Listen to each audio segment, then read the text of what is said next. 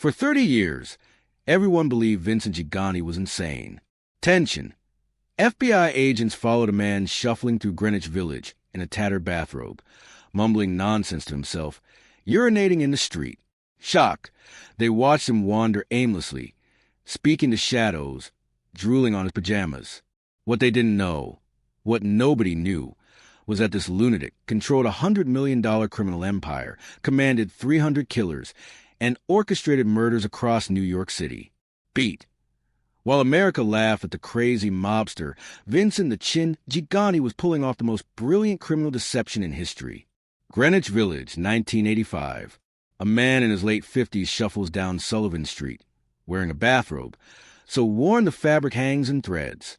His face is slack, eyes unfocused, mouth moving in silent conversation with people who aren't there. Neighbors step aside, whispering sympathetically. Poor Chin, an old woman says, crossing herself. Lost his mind years ago. 2 FBI agents sit in an unmarked sedan across the street. Cameras clicking, recording another day of nothing. Another wasted surveillance shift on a target who can barely dress himself. But 6 hours later, in the basement of the Triangle Social Club, that same man sits at the head of a mahogany table, speaking in clear, measured tones about dividing territories, settling disputes, and ordering the execution of a soldier who talked too much. His eyes are sharp. His voice is steady. The bathrobe is gone, replaced by expensive slacks and a crisp white shirt. The mumbling madman has vanished. In his place sits the most powerful crime boss in America. Drop Oddfather in comments if this sounds insane.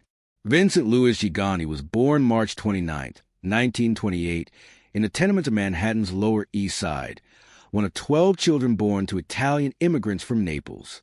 His father, Salvatore, fixed watches for pennies. His mother, Yolanda, worked as a seamstress, her fingers bleeding over fabric to feed 12 hungry mouths. They lived in a railroad apartment where privacy didn't exist and winter wind whistled through cracked walls. Young Vincent, called Chinzino by his mother, later shortened to Chin, learned early that poverty was a romantic. It was suffocating. He found his first escape in boxing. Between 1944 and 1947, Gigante fought professionally as a light heavyweight, stepping into the ring 25 times. He was decent, powerful left hook, decent footwork, but not great. He won 21 fights and lost 4, boxing 117 rounds in clubs and arenas across New York and Jersey.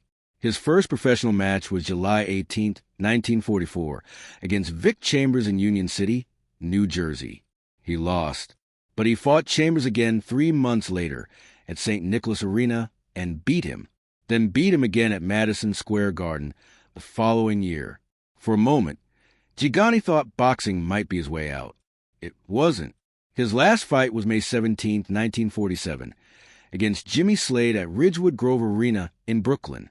Slade knocked him out in the 3rd round. Vincent Gigante would never step into a legitimate ring again. But the violence he learned there, the patience, the performance, the ability to take a hit and keep standing, would serve him for the rest of his life. By the late 1940s, Gigante had abandoned boxing for the only other career path available to young men from his neighborhood: organized crime. He became a street enforcer for what was then called the Luciano crime family, later renamed the Genovese family. He collected debts, ran numbers, and cracked skulls when necessary. Between ages 17 and 25, he was arrested 7 times, receiving stolen goods, illegal gambling, unlicensed handguns. Most charges were dropped or resolved with fines. When asked his occupation, he told police he was a tailor. The Majestic Apartments, 115 Central Park West, just after 11 p.m., crime boss Frank Costello steps out of a taxi, walks through the lobby, and approaches the elevator. Behind him, a large man in a fedora follows silently. As Costello reaches for the elevator button, the man raises a revolver and fires. "Frank!" he shouts, a warning, not a threat. Costello turns his head at the sound of his name, and the bullet grazes his scalp instead of entering his brain. Blood streams down Costello's face as he collapses. The shooter runs. That shooter was Vincent Gigante. He had been ordered by Vito Genovese, his mentor, his protector, the man who had paid for his mother's surgery years earlier. to kill Frank Costello and clear the path for Genovese to take control of the family. Gigante failed. Costello survived. But the wound, though superficial, was enough. Costello understood the message. He retired immediately, handing power to Genovese without a fight. A doorman identified Gigante as the shooter. Police arrested him. But when prosecutors brought Frank Costello to the witness stand in 1958, the old boss looked directly at Gigante and said, "I'm sorry, but I cannot identify my assailant." Gigante was acquitted. The failed assassination had somehow become his greatest success. He had proven his loyalty to Vito Genovese. He had proven he wouldn't talk. And he had proven he could survive under pressure. In 1959, Gigante was convicted alongside Vito Genovese for heroin trafficking and sentenced to 7 years in federal prison. He served 5 years and was paroled in 1964. During those 5 years, he shared a cell with Genovese himself. The two men talked. They planned. And when Gigante walked out of prison in 1964, he wasn't just a soldier anymore. He was a captain, a Cape regime running his own crew in Greenwich Village, headquartered at the Triangle Civic Improvement Association, a social club that served as the nerve center for gambling, loan sharking, and labor extortion. And it was during the late 1960s. No one knows exactly when that Vincent Gigante began shuffling through the streets of Greenwich Village in his bathrobe. At first, neighbors thought he'd suffered a breakdown, the stress of prison maybe, or guilt over the violence. His own family whispered about mental illness. His mother told priests he was sick. His brother Louis, a Catholic priest at St. Athanasius Church, urged compassion. Even other mobsters looked at him with confusion. What happened to the chin? But what FBI dismissed as tragedy, what neighbors called illness, what even some mobsters believed was real. It was actually the opening act of the most audacious criminal performance in American history. But everything changed on the night of May 2nd, 1957. But his greatest performance was about to begin. Vincent Gigante didn't lose his mind in the late 1960s. He weaponized it. In 1969, Gigante was indicted in New Jersey for conspiring to bribe the entire 5-member police force of Old Tappan, the town where he lived with his wife, Olympia Agrippa, and their 5 children. The charge was serious. The evidence was solid. Prosecutors were confident. Then Gigante's lawyers produced psychiatric reports declaring him mentally unfit to stand trial. The charge was dropped, and Vincent Gigante learned a valuable lesson. The American legal system cannot prosecute a man who doesn't understand the charges against him. From that moment forward, the bathrobe became his armor. Since 1969, Gigante was treated 20 times for psychiatric disorders in hospitals across New York. His primary treating psychiatrist, Dr. Eugene D'Adamo, wrote in medical records, "Vincent Gigante has been diagnosed since 1969 as suffering from schizophrenia, paranoid type with periodic acute exacerbations which result in hospitalization." His lawyers produced IQ tests showing scores between 69 and 72, well below average. Neurologists found evidence of dementia rooted in organic brain damage. 28 times, 28 separate occasions, Gigante was confined in psychiatric hospitals. 28 times, doctors observed him, diagnosed him, medicated him, and confirmed his condition. Every single one of them was fooled. Gigante's performance was meticulous. When FBI agents followed him, he shuffled slowly, dragging his feet, eyes glassy and unfocused. He mumbled incoherently. Nonsense syllables, fragments of prayers, conversations with invisible companions. He wore the same ratty bathrobe for days, sometimes weeks. He urinated in public. He drooled. Neighbors in Greenwich Village grew so accustomed to the sight of Crazy Chin that they stopped noticing him entirely. He became part of the scenery, sad, harmless, pitiable. But while FBI agents sat in cars documenting a mentally disabled man, Gigante was orchestrating the most sophisticated criminal operation in New York. While doctors diagnosed schizophrenia, Gigante attended mob meetings in basement social clubs, speaking with perfect clarity about heroin shipments and murder contracts. In 1981, the boss of the Genovese crime family, Philip Benny Squint Lombardo, stepped down due to poor health. With Lombardo's blessing, Vincent Gigante became the official boss of the Genovese family, the largest and most powerful of New York's 5 families. But Gigante knew FBI would be watching, so he created a front boss, Anthony Fat Tony Salerno, a flashy capo who loved media attention, expensive suits, and being photographed. While Salerno played the role of mob boss for cameras and headlines, Gigante ran the family from the shadows, giving orders through whispers, hand signals, and coded messages. Genovese members were forbidden from speaking Gigante's name aloud. Curiosity. When they had to refer to him, they pointed to their chins or made the letter C with their fingers. He almost never used telephones. When he did, he whistled into the receiver or spoke so softly that FBI wiretaps captured nothing but static. He never left his mother's Greenwich Village apartment unoccupied because he knew agents would plant bugs. His paranoia was legendary. His discipline was absolute, and his criminal empire was staggering. The Genovese family under Gigante controlled vast networks of illegal gambling, loan sharking, labor racketeering, and extortion. Tension, they dominated the New York waterfront, the Fulton fish market, garbage collection routes, and construction contracts. They had influence in the Javits Center, the Feast of San Gennaro in Little Italy, and the Teamsters Union. They extorted protection payments from merchants, truck drivers, and construction companies desperate to avoid labor strikes or violence. Conservative estimates placed the family's annual revenue at over $100 million. But the crown jewel of Gigante's empire was the Windows case. Curiosity.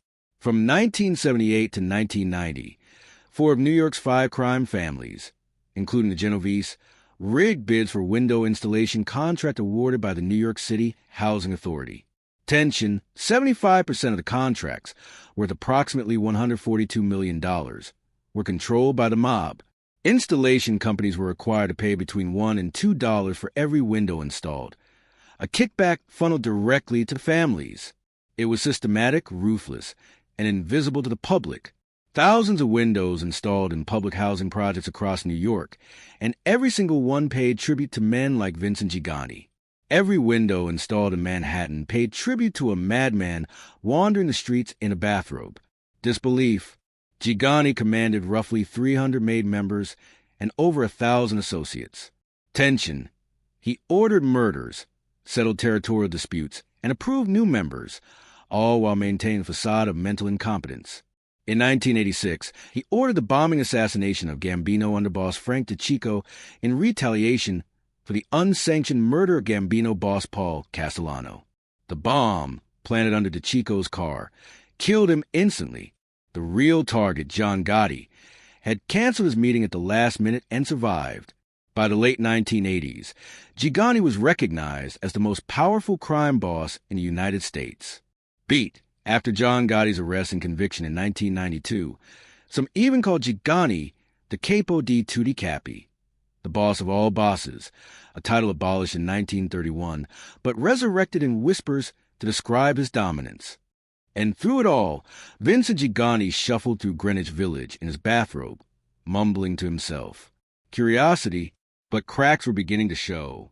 Tension. In January 1987, Anthony Fat Tony Salerno, Gigante's front boss, was sentenced to 100 years in prison as part of the historic Mafia Commission trial. Shortly after, Salerno's right-hand man, Vincent the Fish Caffaro, turned informant. Shock, Caffaro told the FBI everything. Salerno had been a front. The real boss was Gigante. The Genovese family had been running this ruse since 1969. FBI recordings confirmed it. Bugs captured Salerno discussing family business and deferring to the boss, meaning Gigante. FBI now knew the truth, but knowing and proving are different things. Beat. Here's where it gets insane.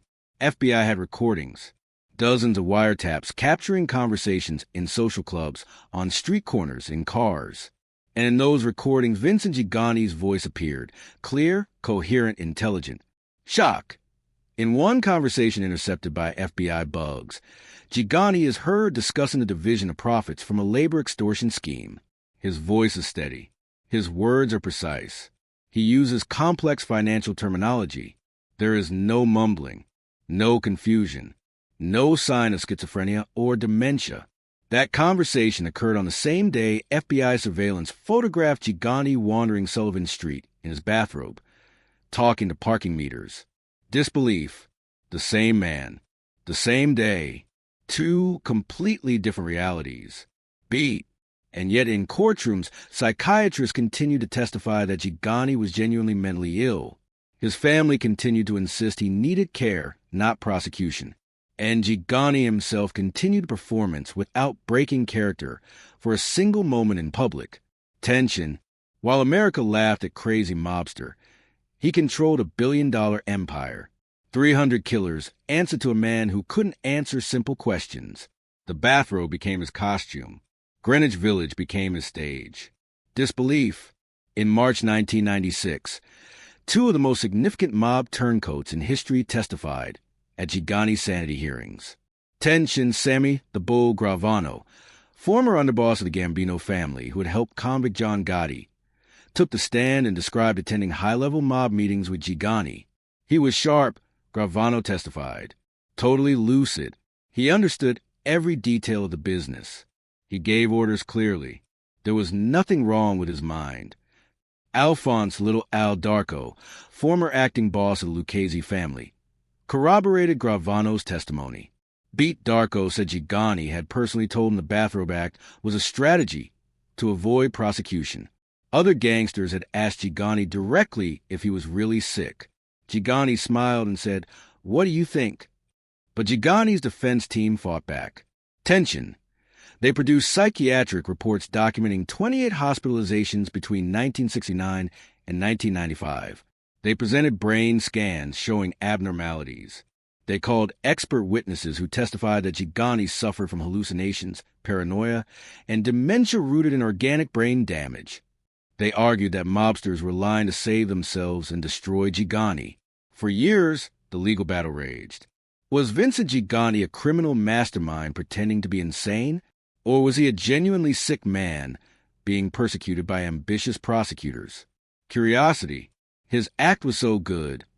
Even some mobsters questioned if it was real. Disbelief. In August 1996, Judge Eugene Nickerson ruled that Vincent Gigante was mentally competent to stand trial. Tension. The judge reviewed the evidence, the wiretaps, the testimonies, the inconsistencies, and concluded that Gigante had been faking. Trial was set for June 1997, but FBI was about to find the final piece of evidence that would destroy Gigante's 30-year performance. June 25, 1997, United States District Court, Eastern District of New York, Brooklyn. Tension. Vincent Gigante enters a courtroom in a wheelchair, pushed by a family member. Beat. He wears pajamas under a loose jacket. His head lolls to one side. His mouth hangs open. His eyes stare blankly at nothing. Even now, facing federal racketeering charges, conspiracy to commit murder and extortion, he refuses to break character. The jury watches him. Some look sympathetic, others skeptical. Prosecutors present their case over 3 weeks. Tension. They play wiretap recordings of Gigante speaking coherently about crime family business. They call former mobsters who describe attending meetings where Gigante gave orders with precision and authority. They present financial records showing the scope of the Genovese family's operations under Gigante's leadership, gambling networks, labor extortion, the Windows case. They show surveillance footage of Gigante walking normally when he thought he wasn't being watched, then immediately reverting to a shuffle when FBI cars appeared. The defense counters with psychiatrists who maintain Gigante is genuinely ill. Beat. They show brain scans. They present medical records from 28 psychiatric hospitalizations. They argue the government is persecuting a sick old man based on the lies of career criminals trying to reduce their own sentences. On July 25, 1997, after almost 3 days of deliberation, the jury reaches a verdict. Shock. Guilty. Beat. Guilty of conspiracy in plots to kill other mobsters. Guilty of running rackets as head of the Genovese crime family. Guilty on nearly every count. Vincent Gigante shows no reaction. His face remains blank, eyes unfocused. But in that moment, the 30-year act begins to crumble. Tension. On December 18, 1997, Judge Jack B. Weinstein sentences Gigante to 12 years in federal prison and fines him $1.25 million. Beat. The judge, noting Gigante's age, 69, in apparent frail health, delivers a lenient sentence. But his words are sharp. Vincent Gigante has been finally brought to bay in his declining years after decades of vicious criminal tyranny. Gigante is sent to federal prison, but even behind bars, he continues to run the Genovese family. Tension, orders are relayed through his son, Andrew, who visits him regularly and carries messages back to the family's acting leadership. FBI knows this is happening. They watch. They listen. They wait. Hit subscribe before I reveal how it ended. On January 23, 2002, federal prosecutors indict Gigante again, this time for obstruction of justice and racketeering from prison. Shock! They also indict his son Andrew for acting as his messenger. The government accuses Gigante of continuing to lead the family from behind bars and, more damningly, of causing a 7-year delay in his 1997 trial by faking mental illness. Prosecutors plan to play newly obtained recordings at trial. Tension. These aren't old wiretaps from the 1990s. These are recent tapes, recorded after the September 11, 2001 terrorist attacks, of phone calls Gigante made from prison. In those recordings, obtained through Post 9/11 expanded surveillance powers, Gigante is heard speaking with complete clarity about Genovese family strategy, leadership disputes, and territory management. There is no confusion, no mumbling, no insanity. Faced with this evidence, Vincent Gigante makes an unprecedented decision. On April 7, 2003, just hours before his obstruction trial is scheduled to begin, Gigante pleads guilty. And in that guilty plea, he makes a confession that stuns the legal world. I faked the mental illness. It was an act. For 30 years, Vincent Gigante had fooled doctors, psychiatrists, FBI agents, prosecutors, judges, and the American public. He had been hospitalized 28 times. He had been declared mentally incompetent by medical experts. He had convinced the world he was insane. And now, at 75 years old, facing irrefutable evidence, he admitted it had all been a lie. Judge Leo Glasser sentences him to an additional 3 years in prison. Federal prosecutor Rose Slynn, R. Moskop, addresses the media. The jig is up. Vincent Gigante was a cunning faker, and those of us in law enforcement always knew that this was an act. The act ran for decades, but today it's over. Under the plea agreement, Gigante's relatives who had helped maintain the deception, including his wife, his mistress, and his brother, Father Louis, would not be charged with obstruction of justice. In exchange, Gigante's confession would spare his son Andrew from a potential 20-year sentence. Andrew Gigante ultimately received 2 years in prison and a $2.5 million fine. The New York Times called Gigante's guilty plea an unprecedented capitulation for a mafia boss. It was almost unheard of for a boss to plead guilty. But Vincent Gigante had calculated, just as he'd calculated for 30 years, that the cost of fighting was greater than the cost of surrender. His confession lasted 30 seconds. His lie lasted 30 years. On December 19, 2005, Vincent "the Chin" Gigante died at the Medical Center for Federal Prisoners in Springfield, Missouri. Beat. He was 77 years old. 4 days later, on December 23rd, his funeral was held at St. Anthony of Padua Church in Greenwich Village, the same neighborhood where he had shuffled in his bathrobe for decades. The service was quiet, attended mostly by family. Few reporters came. The man who had once been called the most powerful crime boss in America was buried in relative anonymity, but his legacy endures. Vincent Gigante proved that the American legal system has a fatal vulnerability. It cannot prosecute someone it deems mentally incompetent. For 30 years, he exploited that loophole with breathtaking commitment. He lived a double life, so complete that even people close to him questioned which version was real. He sacrificed dignity, reputation, and normalcy for power and freedom. And for most of his criminal career, it worked. The question that haunts criminologists, prosecutors, and psychologists is this: why don't more criminals try it? The answer is simpler than it seems. Because Vincent Gigante's act required something most people don't have: inhuman discipline. For 30 years, he never broke character in public. Not once. Not for a moment. He endured humiliation, mockery, and 28 psychiatric hospitalizations, some involving forced medication and invasive treatments. He allowed the world to see him as pathetic, broken, weak. Most criminals are too proud. Most people are too human. Gigante sacrificed his dignity to keep his power. And in the end, that sacrifice made perfect sense. He avoided prosecution for decades. He built and controlled a $100 million empire. He lived comfortably, surrounded by family, while rivals were imprisoned or killed. When he was finally convicted at age 69, he received a lenient 12-year sentence instead of life without parole. He continued running his crime family from prison. And when he confessed at 75, the deal protected his family from prosecution. From a purely strategic standpoint, Vincent Gigante's 30-year act was one of the most successful criminal gambits in American history. But there's another question, darker and more unsettling. What if some part of him really did go insane? Psychologists debate whether it's possible to fake mental illness for 30 years without actually developing mental illness. The human mind isn't designed to live in two realities simultaneously. Gigante spent 3 decades behaving like a schizophrenic in public and a calculating crime boss in private. He was hospitalized 28 times, subjected to psychiatric medications, forced to live with the cognitive dissonance of his own performance. Some experts believe the act may have eventually blurred with reality, that Gigante's brain, after decades of simulating insanity, may have begun to experience genuine symptoms. We'll never know. Gigante took that answer to his grave. What we do know is this.